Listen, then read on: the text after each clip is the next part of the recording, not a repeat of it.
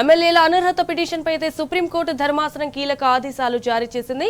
ఎమ్మెల్యేల అనర్హతపై స్పీకర్ గడ్డం ప్రసాద్ కుమార్ కు తగిన సమయం ఇచ్చామని జస్టిస్ సంజయ్ కరోల్, జస్టిస్ మసిహాతో కూడిన ధర్మాసనం స్పష్టం చేసింది. అయితే ఎమ్మెల్యేల అనర్హతకు సంబంధించి స్పీకర్ కు ఇప్పటికే తగిన సమయం ఇచ్చామని తీసుకోవాల్సి ఉండేదని అభిప్రాయపడింది. అయితే స్పీకర్ కు చివరి అవకాశం ఇస్తున్నామని హెచ్చరించింది.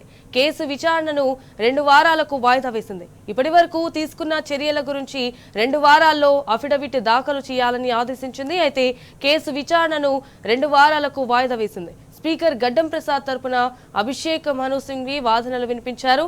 మరో 3 ఎమ్మెల్యేల విచారణకు 4 వారాల సమయం కావాలని కోరగా సుప్రీంకోర్టు ధర్మాసనం తిరస్కరించింది.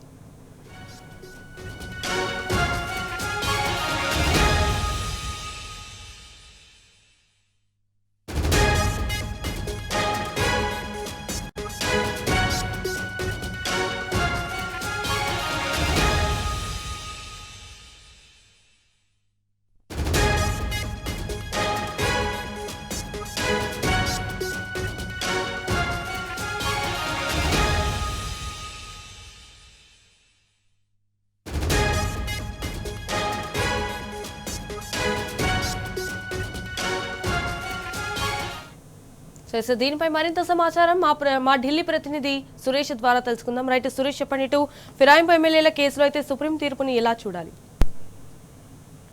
సుప్రీంకోర్టు ధర్మాసనం ఎదుట అనర్హత రేటు ఎమ్మెల్యేల అంశం చర్చకు వచ్చింది.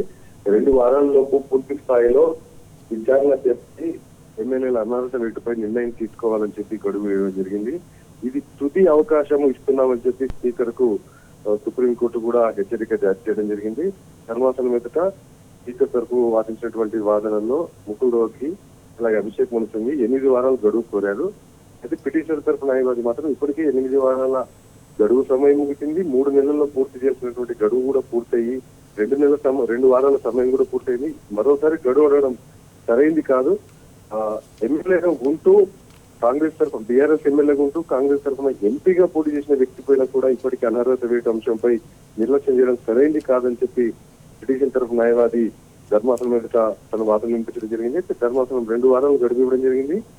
అఫిడవిట్ 2 వారాల్లోపు తీసుకున్నటువంటి చర్యలపై ధర్మాసనం ఎదుట నిర్ణయం తెలియజేయాల్సిన అవసరం ఉంటుందని చెప్పి కూడా ఆదేశించడం జరిగింది. All right Suresh, thank you for the updates.